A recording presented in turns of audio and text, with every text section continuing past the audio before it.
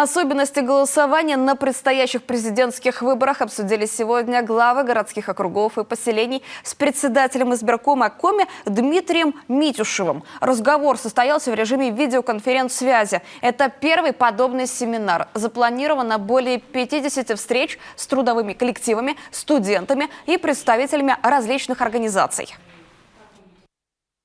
Это наша первая встреча в рамках избирательной кампании выборам президента Российской Федерации.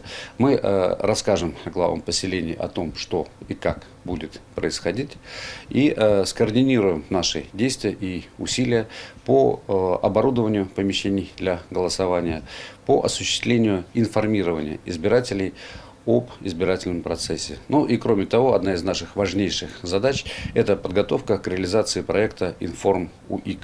Главы поселений, мы надеемся, будут оказывать содействие членам участковых избирательных комиссий в Республике Коми при осуществлении им подомового поквартирного обхода избирателей в целях доведения исчерпывающей информации о формах и способах голосования, о зарегистрированных кандидатах на выборах президента Российской Федерации.